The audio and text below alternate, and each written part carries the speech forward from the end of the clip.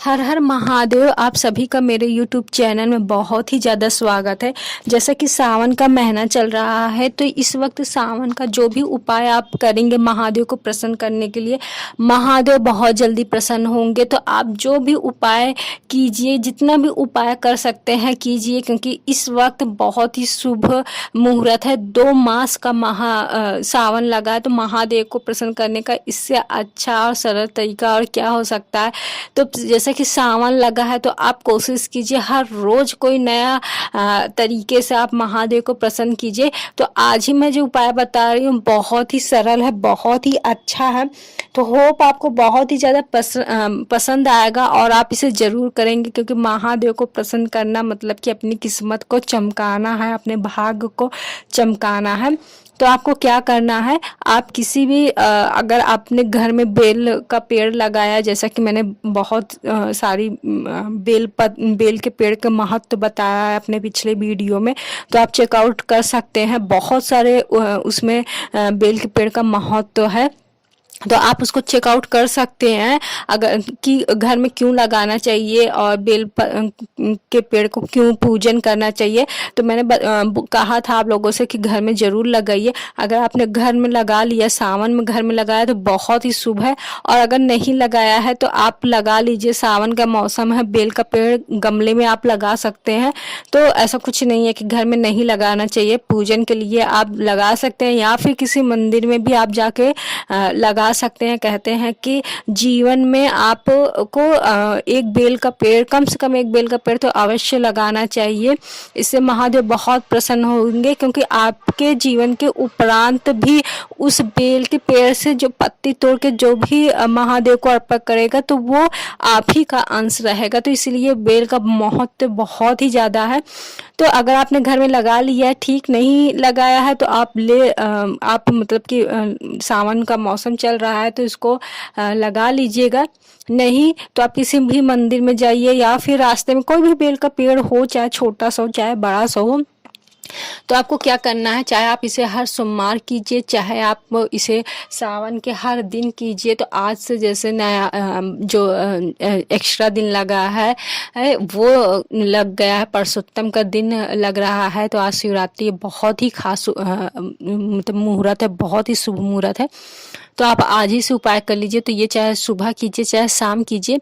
तो बेल का जहाँ जड़ होता है बेल के पेड़ का, वहाँ पे आप मिट्टी से एक पार्थिव शिवलिंग बनाइए, मतलब छोटा सा एक उनको आकार दे दीजिए। एक मन में मान लीजिएगा कि आपने अंगूठे से उनको बना के एक शिवलिंग का आकार दे दिया है, या फिर अगर मिट्टी वहाँ नहीं कर रही तो छोटा सा आप कंकड़ पत्थर ले लीजिए और उनको एक मतलब कि एक प्रतीक के रूप में उनका महादेव का स्मरण कर लीजिए। और फिर उसको वहाँ पे रख के, जैसे आप महादेव को अभिषेक करते हैं वैसे उनको चढ़ाइए। और अगर आप बहुत कुछ नहीं कर सकते हैं तो एटलीस्ट 1 लोटा जल और कुछ फूल या बेल का पत्ती, या फिर ये भी नहीं चढ़ा सकते तो आप सादा जल 1 लोटा उनको अर्पण जरूर कीजिए।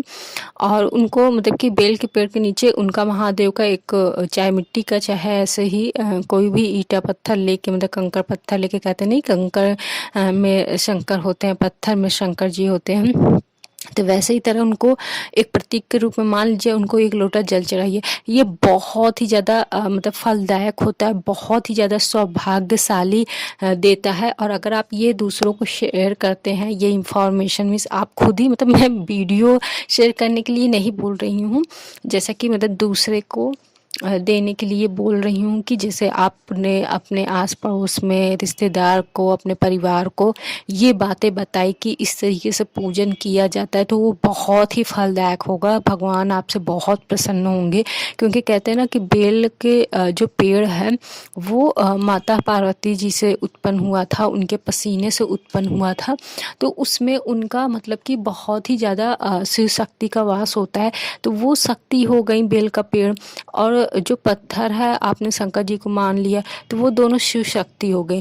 तो जब शिव शक्ति हो गए तो उसमें जब आप पूजन अर्चना करेंगे तो बहुत ही ज़्यादा शक्ति जो होती हैं, जो माता होती हैं, बहुत ज़्यादा प्रसन्न होती हैं। तो इस तरीके से अगर आप कर रहे हैं और उसको मतलब पूजा करने के बाद फिर आप अपने अंगूठे से जब आपने पूरा पूजन कर लिया, मन्नत मांग लिया, जो भी आप जैसा पूजा करते हैं, जैसा भी आपका श्रद्धा है वैसे कीजिए। उसके बाद फिर आपको चाहे मिट्टी का आपने बनाया, चाहे कंकड़ का आपने शिवलिंग का प्रतीक समझा है, उसको हल्का सा अपनी जगह पे मतलब कि उसको खिसका के फिर हल्का सा जल चाहे अचवनी से दे दीजिए, चाहे ऐसे लोटे से दे दीजिए, आप दे दीजिए, मतलब कि उनको आपने प्रवाहित कर दिया है। तो इस तरीके से अगर आप कर रहे हैं तो बहुत ही ज़्यादा फल देगा आपको, और महादेव जी बहुत ही ज़्यादा प्रसन्न होंगे, बहुत ज़्यादा आपको रियलाइज़ होगा कि आपने बहुत मतलब कि एक शांति होती है। आपको पता है जब आप पूजा करने लगते हैं और अगर आप भगवान के करीब होते हैं आपको, तो वो खुद ब खुद आपको एहसास होता है, उनका चाहे श्रृंगार आपको एहसास हो जाता है कि महादेव जी आ गए, चाहे आपने पार्थिव शिवलिंग का निर्माण किया है तो आपको ये महसूस होगा कि हमने महादेव को स्पर्श किया, मतलब महादेव की को आपने अनुभव किया है। तो वैसे ही ये भी वाला एक उपाय है कि आप रोज़ करेंगे, रोज़ पार्थिव शिवलिंग का मतलब निर्माण करके रोज़ उनको जल डालेंगे तो बहुत ही ज़्यादा शुभ होता है। आप ये सावन के महीने में तो ज़रूर कीजिए, ये जब से पुरुषोत्तम महीना आज से लगा हुआ है तब से ये ज़रूर कीजिए, बहुत ही ज़्यादा आपको फल होगा।